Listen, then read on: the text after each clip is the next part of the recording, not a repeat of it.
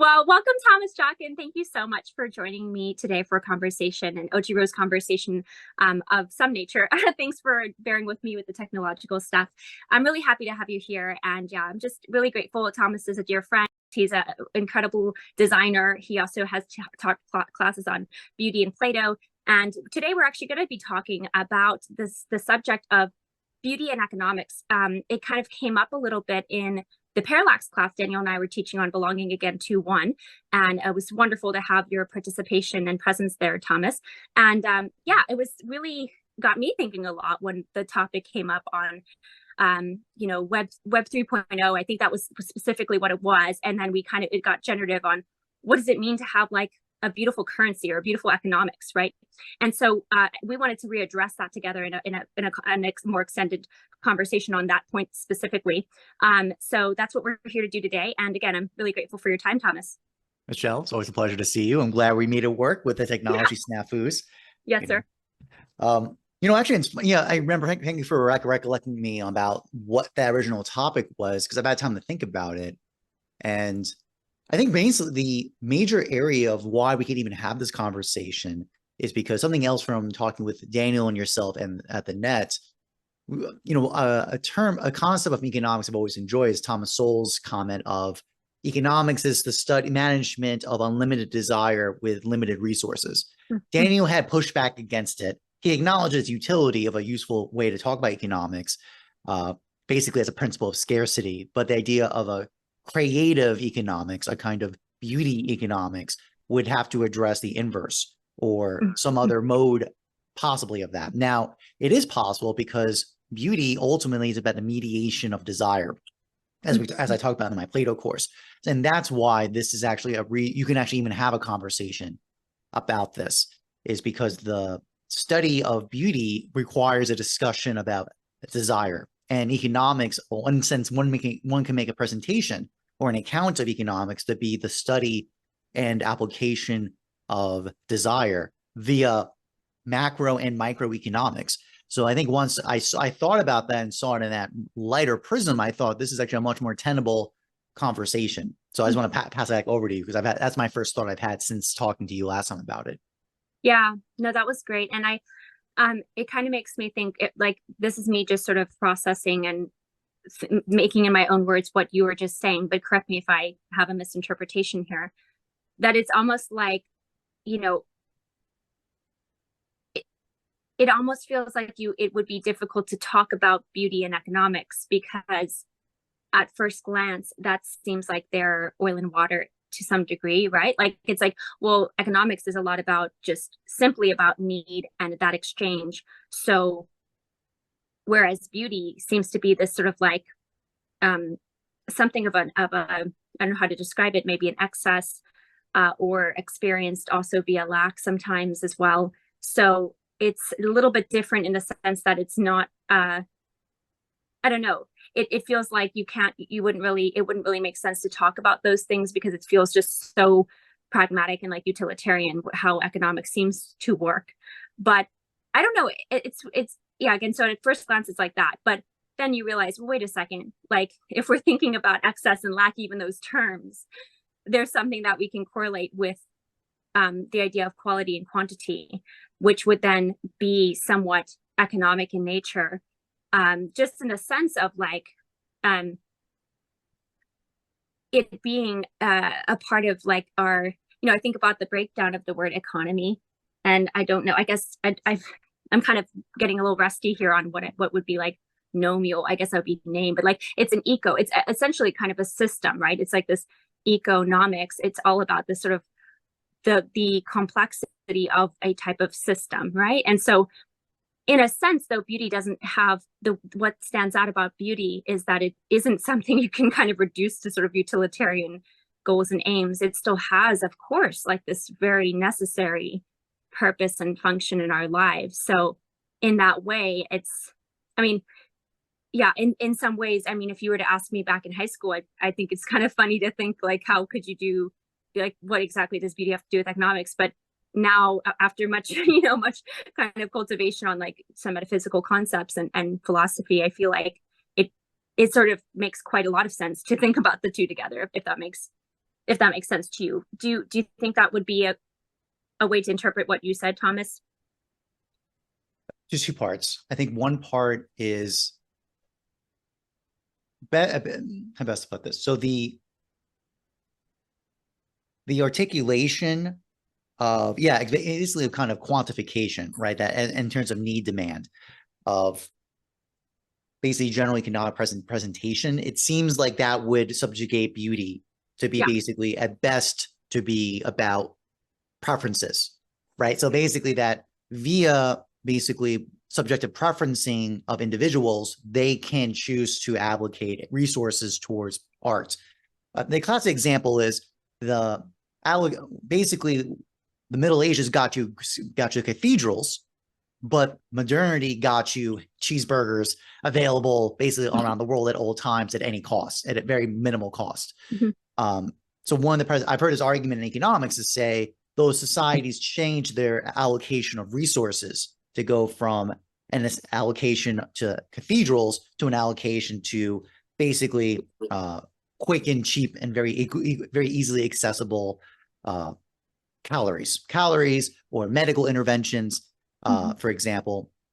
And that's generally one of the presentations I've heard. So that sets up beauty to be this secondary dichotomous, at best a preference choice, certainly not at the effect, at the consequence of these other things called economics, right? This hard divide because of that, as opposed to, and something that Daniel's talked about many times on the net, is this idea of creating demand versus stimulating demand. So he's used that comment a lot. So maybe this, again, my interpretation, what Daniel's meaning by that, is beauty, the way we're talking about, is not just a secondary consequence of preferences or basically the good, right? The kind of classical presentation has always been classical in terms of typical stance. I'll see a lot is the beautiful is the good, right? They're compressed together. Now, through the work I've done and talking with yourself and Daniel, we've seen that at best there's a danger of doing that when you do that kind of reduction of stamping down the dimensionality of beauty into goodness alone, there are some consequences that come from that. You become unintelligible to express these distinctions about beauty. That is, to use a quote from Plato, is the father or the generator by his nature of the good. So if the good is basically orientation of desire, what would beauty then? That would tell that something is causing this desire to happen in the first place. And it's not the good. That'd be one reading of Plato's dialogues to see that account. And if that is the case, that would mean it was beauty, and it's something addition to, there's something, again, excessive or lacking if we just leave this to just a discussion of goods, right? The good and goods, right? And that's economics, is generally a discussion of goods being allocated. So there's like that part. And I think the other part is kind of what I just hinted at, which is this idea of mediation of desire, not as consequential, right? That's kind of like these things are kind of just given to us. And when we just, and it really becomes, here it is, I'll quote this from Daniel. It's the idea that generally in deliberation, the ends have already been decided. Meaning like when we discuss with when we have a deliberation in Aristotelian accounts, we've already agreed what the end is. So really what we're deliberating about is the means. So generally this is what economic discussion has basically been about. Like there's a presumption by the measures of GDP or some other quantifiable measure, this is what's good and this is what we're aiming towards. And now really just an allocation of resources. What tax breaks are we going to do?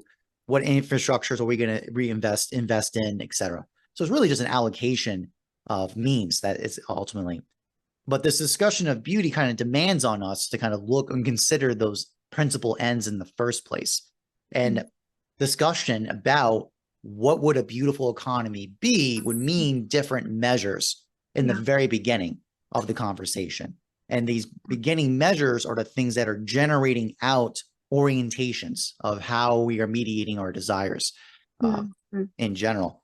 Thus, this kind of I was throwing it at the top of my head, as much as Web3 was very interesting in its application of cryptocurrencies and NFT tokens, non-fungible tokens for art in particular, that fact that they lean towards art and that AI, generally research has been pushing a lot of art generation, it seemed to be positing that there's this creative potentiality of actualization in the arts that is of interest for individuals in these fields, but there's something lacking just in the result of what's occurred from it. And specifically NFTs and Web3 tokens, for example, is that it hasn't really been a mediation of an economy of beauty. It seems to be a mediation of desire via goods. And that good has just been basically abstracted into basically market preference for these tokens, right?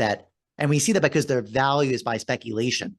So by agreement of a population that these are valuable, they're getting these huge valuation spikes, these tokens. And then as soon as the valuation goes away, the speculational market, boom, it goes, the rug gets pulled underneath it and the value goes next to zero. I'm thinking of things, oh God, I forgot the name of the token, but it was like these monkeys, these little avatar monkeys, basically, that I think it was a yacht club. I think it was called something yacht club. Very popular, very like it had vibes, right? It was like an economy of vibes. But that's what I'm kind of presenting here.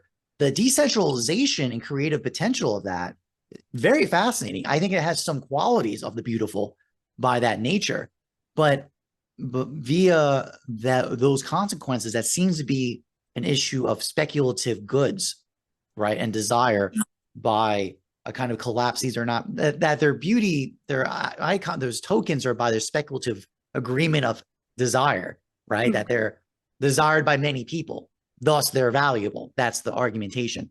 So once that gets removed, then whoops, it basically was useless and didn't really have any kind of generative power from that. But I'm just chewing on that later point about the Web3, this idea we're talking about. Yeah, that was all really good, Thomas, and a lot stood out to me. But it's kind of making me think about that, what you just said at the end there, with this idea of like it's desired and so it's got this value, but then when it's not, or if there's not enough critical mass of people who are on board with it, then it's like it doesn't have much in terms of its, like it can't be substantiated much beyond that. And it's like this weird tension place where it almost feels like, that's not to say that desire is necessarily like that it has no, obviously it has quite a lot of material consequences, but it's almost like it has to be a type of, yeah, what type of desire are we cultivating? Because, you know, like Daniel will talk about, if you're just stimulating demand, that's almost desire for just desire's sake, or for the for consuming merely, like, or for again validating or justifying some alternative switch, if we're talking about like tokens or something, right? But if it were like a type of desire that is it has some sort of like inherent dual quality to it, where it is itself creative, then, you know, it's you don't have to simply rely on this whole kind of stimulating demand, right? You can like, that will play a part, but it won't be like what you're kind of running on, right? Like you're just sort of running on the fuel until the gas tank's empty, sort of thing, you know? And I guess I'm just trying to think then about what it is, because I mean, look, there's probably people within those arenas that themselves feel a kind of creative drive or vision or something. So I don't know that it's not there entirely. It's just that can it work for like for a mass population or something like that? Like, does it you know, because essentially what it seems to be, correct me if I'm wrong, and maybe I don't know enough about it, but in a version of it that is just not necessarily being sublative enough, to use that term, it's almost like it's just using the same kind of form and just moving it over here with different objects, right? It's different actual, you know, just let's just use different tokens. But I think that behind it, in terms of like you know, blockchain technology that really drove and drives a lot of that, you know, that new arena, that itself seems to be like, hey, no, like we're different, right?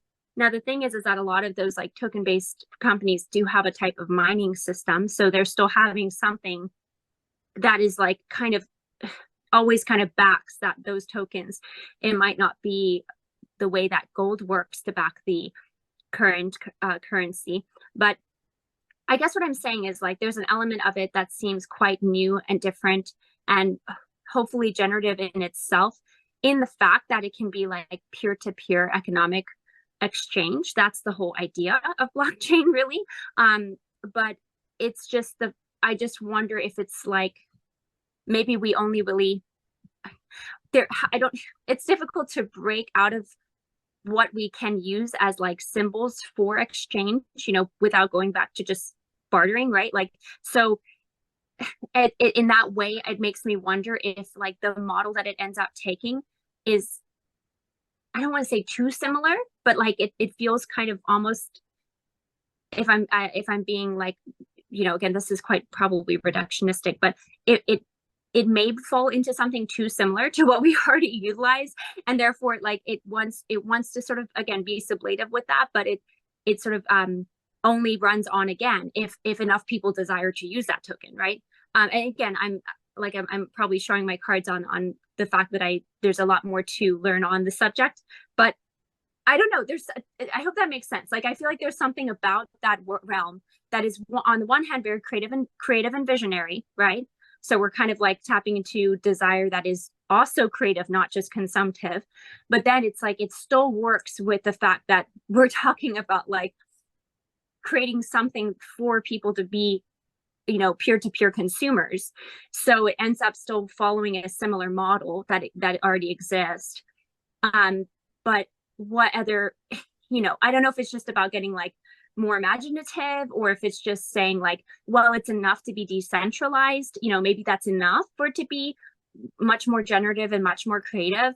If we go back to the blockchain technology that's peer-to-peer exchange, maybe that in and of itself is different enough from sort of like one centralized bank that then has to always give the authority or the hey, this is legit on every single transaction, versus people just kind of being able to do that themselves with this very hyper complex blockchain, coding. So it's a lot of smattered thoughts there. But one more thing I want to say that's a bit more concrete on beauty and economics. I was thinking about how, beauty as something that's like integral to an economic system, to me feels like it almost feels like there's something that has to be kind of redeemed or revived, maybe not redeemed, revived or kind of spurred on in a person to desire in a different way, right? Because I was thinking about like, well, what's the main desire of a consumer today? Well, it almost feels like it's about cheap and fast, right? Which, I understand, like people, it's convenience. It's, you need the thing. Why would you spend like 3 times as much when you could spend 3 times as little and still get a fairly same quality thing? Now, it might not be the same quality ultimately, but so, and I get it, like times can be tough and there's a lot of inflation with prices just for groceries even. So it's like, I get why people would do that, like, and why they might lean toward that.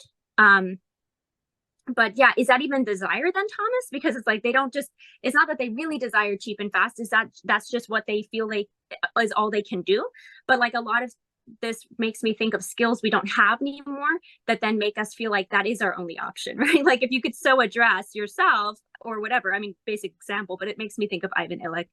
You would have skills that you wouldn't feel this reliance on the cheap and fast. It might be something you inherited or something that was passed down or something that you make yourself, like these other modalities of consumption that are still a little bit more, I don't know, either history based or like skill based, that then help you to maybe make an alternative choice, because it's either that we just do desire cheap and fast, or it's that we don't desire it, but we feel that's the only option for us, right? So okay, that was a lot, but I'm gonna throw it your way now. Well, the whole idea, what you're bringing up is the idea that most people are working in involuntary mechanisms. Yeah. Meaning, again, once the end is already known, it's just a matter of getting to it. Then it is just obviously the case that fast and cheap is the way to do it. It's basically the commodity process. very useful in many different contexts. Right. But the involuntary is, by definition, not creative, right? Like it's the exact opposite of that. Because that leads to the kind of thinking about what would be the beautiful in terms of application in economics would be new accounts. Oh, Daniel, good to see you. Or new activities. And actually, it's funny,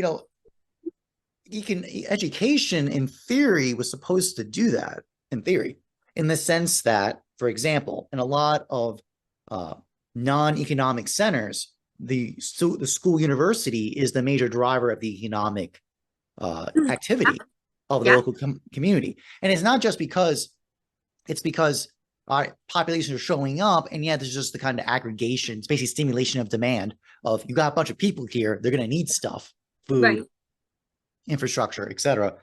But in theory, the point of the school is also to give these students new capacities, because in Plato's understanding of knowledge is your mode of being. So like for Plato, this is why he was so interested in virtue potentially being knowledge, because for his account, to know something is to be a certain way. It's a very old, very classical point of view, very Greek style, where basically your soul is an instrument of a capacity to know things is by what you can do, right? So there was a really nice blending of technes and epistemes, kind of put it together.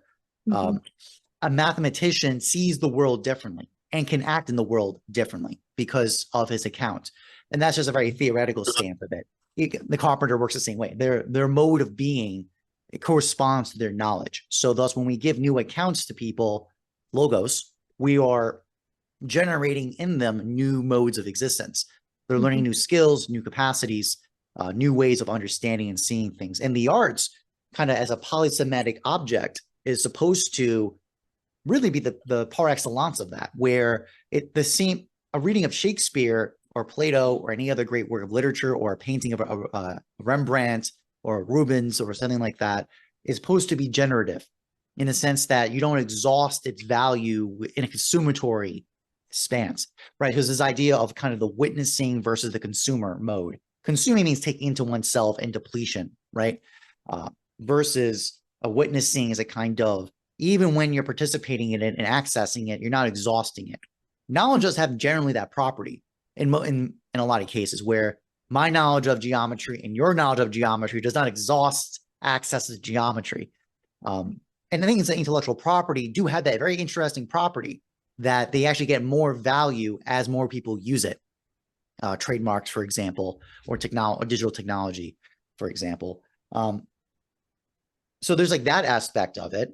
So one issue is basically the economic activity of generating new accounts and new activities is one of these we're looking for. And in theory, I think kind of post-war America, I would say the post-World War II, I'm not an economist, but I would suspect a lot of leverage was leaned towards education being that mechanism to meet basically as materials satisfaction has been satisfied, and even healthcare and other things have been satisfied generally. What would be remaining? One possible answer was educational platforms. Now, has that really panned out? Not really. Daniel has lots of opinions about that. I know he does. But that would probably be one of the accounts or one of the deals with it. And thus why crypto or Web3 was really interesting. Again, it was because one of the things about education is supposed to be, it's very centralized, right? It's by certification procedures. Web3 can bypass that in theory, right? And especially kind of like, again, the work of the dark web, or just kind of the alternate web that, as Daniel comments and you comment a lot about. In theory, if we build bodies of habituation of education, and I think it has to be attached to just producing works, like it has to be projects and works brought up that create new activities and new accounts. Like that was probably like just kind of blend in what was the kind of post-war account of where our economic generation come from. That's not just demand agitation or simulation. It would be this mechanism of education. And in theory, what the Web3 world of Zoom and other operations like that, in theory, could do would be that. Hasn't really planned. I haven't really seen that play out so much. One other note, just the nature of currency itself. I've always been very sympathetic to Aristotle's account of it. It's structured as a promise in time. I always find that very interesting because the whole pretense is, right, refers as bartering. If I'm a shoemaker and you make a house and I already have shoes, but you need a house, right? Like, I don't need your shoes, guy. Like, your exchange with me isn't going to do me any good. However, if we abstract out to say of this abstraction of, as Aristotle said, abstraction of demand via nomos law, basically is a promise. Basically, we can use that as an abstraction to mediate, basically a delay in time to say, yeah, right now I don't need shoes from you, but I can take that abstraction and then go to the butcher and give him that abstraction, externalized, and then I get the meat, and then you can go back and he can exchange it for something else with someone else. So it's like, that's generally the understanding of currency as an abstract symbol of a promise, but it only works in time. It's the whole point that this only works because it's a promise of the numos law that this will be honored, but also as a promise in time. And I especially say that because of things we don't realize how much we've actually messed around with technology of time. And I say because beauty has a very clear relationship to time. Because the idea of basically loans, and that's why I bring up education, because the whole pretense here was, especially post-World War II with the GI Bill and then Lyndon Johnson's program against it, basically from the post-war period, student loans are a huge industry. And in general, the presupposition is we're going to let people borrow debt against themselves. They're basically borrowing against themselves in time. So under the proposition that by us learning new accounts and new ways of existing, we will be more economically productive, and we can collect on that, basically on that investment of debt in the future. And that worked out. That was actually, the calculus worked out until about, I would say about 10 years ago. I think statistics would show and even now it's still basically more or less, and it's generally still, even with reports of claiming otherwise, the reason why people are still going to school and using loans in general is because they're still getting net overall a better deal doing that investment risk for promise against themselves in the future than not doing it. One of the favorite examples, if you take the debt of $100,000, let's say hypothetically, or 50,000, putting it in the stock market versus using it to go to college,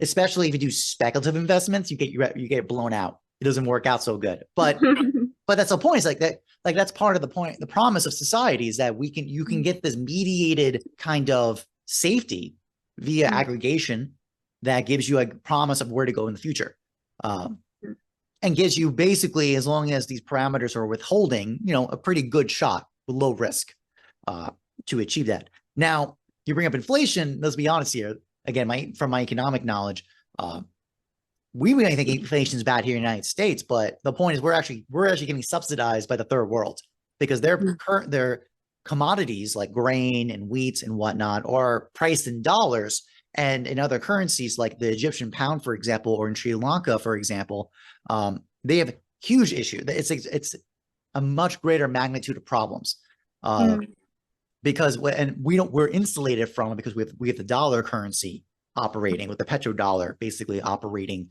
as basically our guarantor insulator. But to kind of circle back on the larger point, this kind of idea of a beautiful economy would be, in thesis, a kind of creation of new accounts and new activities that is a kind of activity of a promise in the future.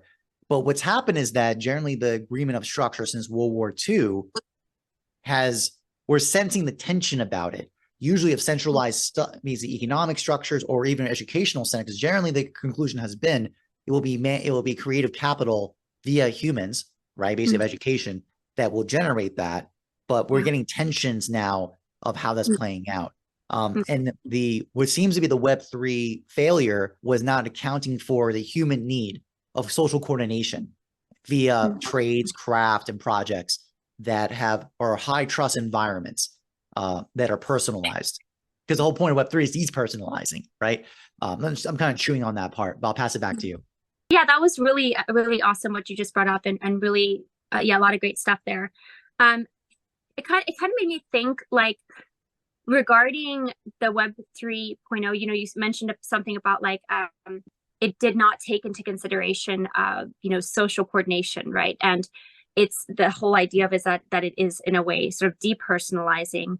I guess I just wonder though if maybe there would be some who would claim like, oh no, we are trying to do the opposite. Like we're trying to make it much more personal. Where, for example, let's just take NFTs. Not, you know, and sure they haven't really taken off. Might they in the future, or might they change their form or mode? I don't know.